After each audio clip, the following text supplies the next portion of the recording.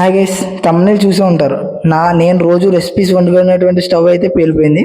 ఆ స్టవ్ ఎలా పేలిపోయిందంటే, నేను స్టవ్ మీద చిలకడ దుంపలు పెట్టుకొని పక్క రూమ్లో వేసి వర్క్ చేసుకుంటూ మర్చిపోయాను. ఈలోపు మా ఫ్రెండ్ పిలిచి నన్ను, అరే ఏమైందో చూడరా అని చెప్పి పిలిస్తే వెళ్ళి చూసేటప్పటికి స్టవ్ మొత్తం మాడిపోయి పేలిపోయి గిన్నె అందులో పడిపోయి ఉంది. చూసేటప్పటికి నాకైతే మైండ్ బ్లాక్ అయిపోయింది. రోజు మీకు పన్నీర్ కర్రీ ఎలా చేసుకోవాలి, సోయా చంక్స్ కర్రీ ఎలా చేసుకోవాలి, చికెన్ కర్రీ ఎలా చేసుకోవాలని వీడియోస్ అయినా పెట్టాను.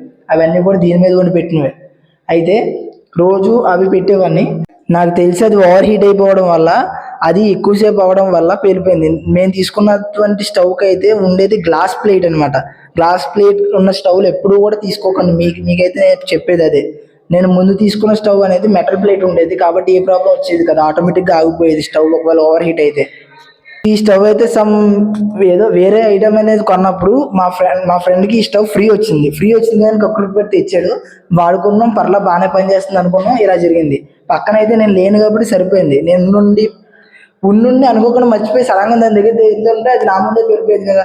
నేను ఈ వీడియో చేయడానికి మెయిన్ కారణం ఏంటంటే, నాకులాగా ప్రాబ్లం మీరు ఫేస్ చేయకూడదని చెప్పి మెయిన్గా బ్యాచిలర్స్ కోసం చెప్తున్నాను.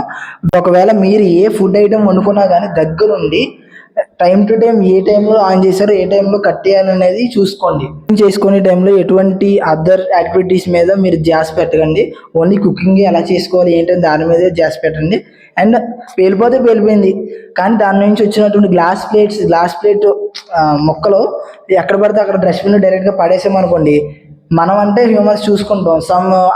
వాటిని కూడా డంప్ యార్డ్లో అలా పడేస్తే చాలా కుక్కలు, పిల్లులు, ఆవులు, గేదెలు చాలా తిరుగుతూ ఉంటాయి కాబట్టి అవి తొక్కి, లేదా ప్లాస్టిక్ కవర్ ఉంది కదా అని చెప్పి వాటిని తిన్నా ఇది చాలా ప్రాబ్లం అయిపోద్ది వాటికి. మనమైతే నోరు ఉన్నాయి చెప్పుకోగలం, వాటికి నోరు లేదు కాబట్టి వాటికి చెప్పుకోలేవు. కాబట్టి నేను ఇన్స్టాగ్రామ్లో వీడియో చూసినప్పటి నుంచి మారి ఇలా గ్లాస్ ప్లేట్స్ ఎటువంటిది పగిలినా కానీ ఇలాగ పొట్లం కట్టి డస్ట్బిన్లో పడేస్తున్నాను.